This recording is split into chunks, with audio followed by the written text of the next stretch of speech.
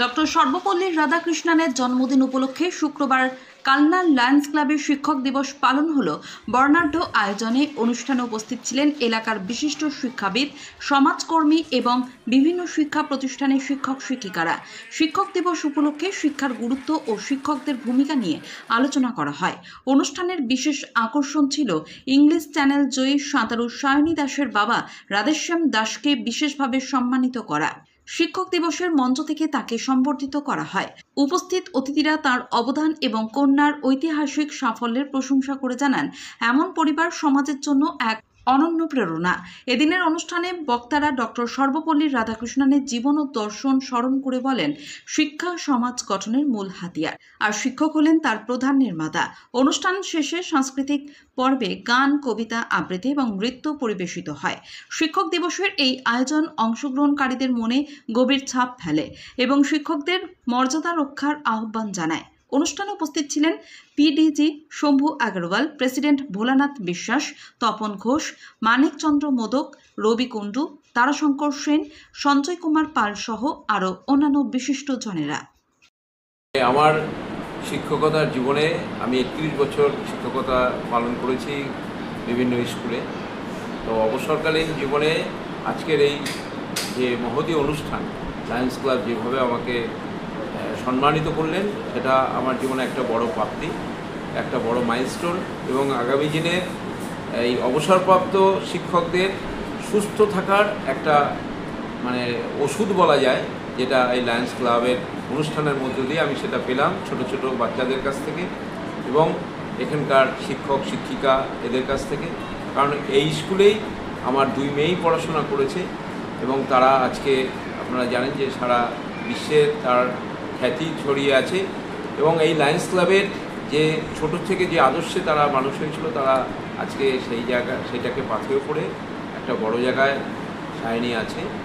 এবং এখানকার সমস্ত কর্মকর্তাদের আমি আবার অভিনন্দন জানাচ্ছি এবং তাদের যে আতিথেয়তা এবং আজকের যে শিক্ষক দিবসের যে প্রাসঙ্গিকতা, সেটা আমার কাছে একদম স্বর্ণাক্ষরে লেখা থাকবে এবং এই দিনটা আমার কাছে জীবনে একটা বড় প্রাপ্তি বলে আমার মনে হয়েছে। আপনারা সকলে জানেন আজকে 5ই সেপ্টেম্বর ডাক্তার রাধাকৃষ্ণন পল্লী মেননের জন্মদিন। আমরা এই দিনটা প্রত্যেক বছরে আমাদের স্কুলে পালন করি।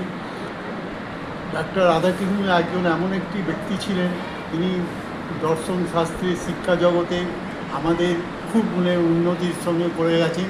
উনি প্রথমে 1949 সাল থেকে 52 সাল পর্যন্ত সোভিয়েত ইউনিয়নের রাষ্ট্রদূত হিসেবে ছিলেন। তা 1952 সালে প্রথম উপরাষ্ট্রপতি হন। তারপরে 1952 সাল থেকে 1962 সাল পর্যন্ত আমাদের রাষ্ট্রপতি ছিলেন। যাই হোক, ওনার ছাত্ররা যেসব ছিল ওনাকে বলেছিল আপনার জন্মদিনটা পালন করার জন্য। উনি বলেছিলেন যে না, আমার জন্মদিন পালন করা হবে না, আপনারা এক কাজ করুন, এই দিনটাকে শিক্ষক দিবস হিসেবে পালন করুন। সেই 1962 সাল থেকেই আজকের দিনটা শিক্ষক দিবস হিসাবে পালন করে চলে আসছে।